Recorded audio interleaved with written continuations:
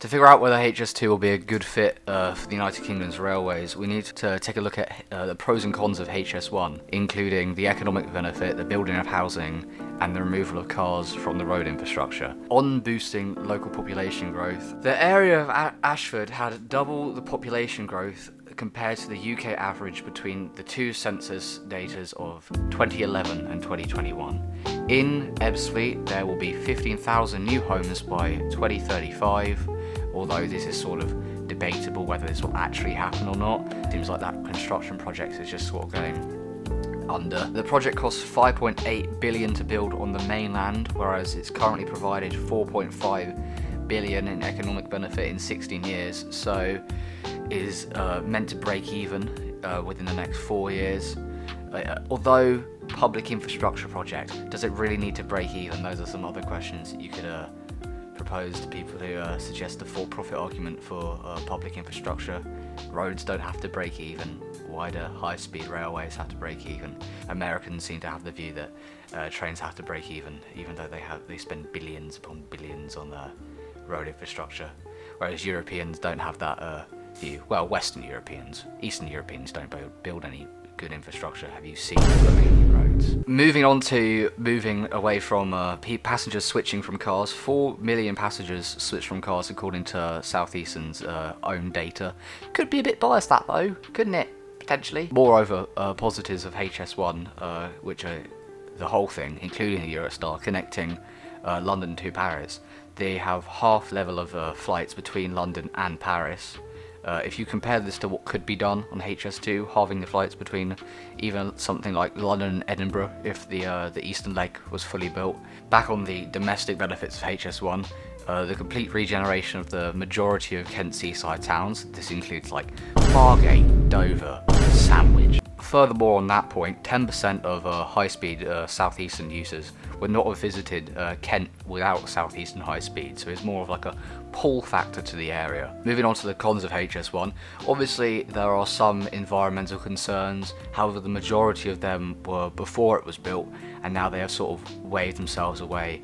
Same with Crossrail, and I reckon this would be the same as HS2. Generally, you see a lot of backlash about it now, whereas I think after it gets built in however long that takes, in about like 20 years time, I feel like the environmental concerns will probably waver themselves off when the project actually gets built. This is seen with quite literally every other high-speed project in the world, including the French TGVs and the Shinkansen in Japan.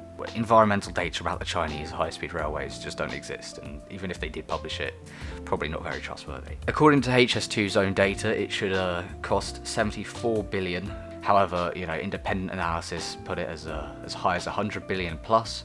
However, even if 100 billion plus is the number it ends up being, if you spread this across 20-25 years, it ends up being about 2 billion, less than 2 billion per year to build. Really not a lot of money, considering the UK government spends 60 billion plus on repaying interest on debt. Moreover on that, the government has been investing 1.4 billion every year into the West Coast Main Line.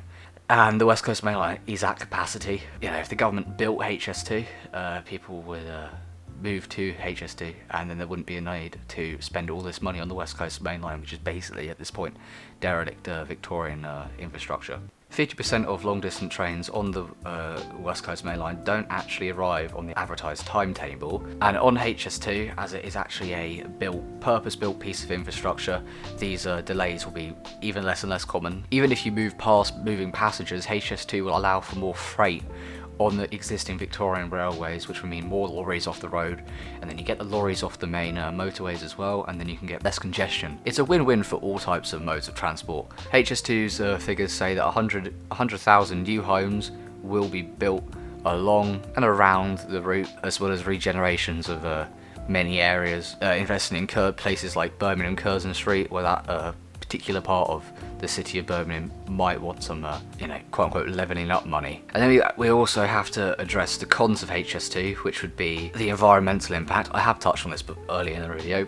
30 hectares of ancient woodland are potentially going to be destroyed, according to HS2's own figures. However, HS2 also say that 112 hectares will be created of woodland. At the current moment of recording, HS2 has planted up to 150,000 trees, but is aiming for 7 million total. Overall, It's probably a good thing to build this project, considering the rail network in the UK, especially the West Coast Main Line, is disintegrating. Also, building it fully to Leeds, that's probably where most of the benefit will be in terms of levelling up regional productivity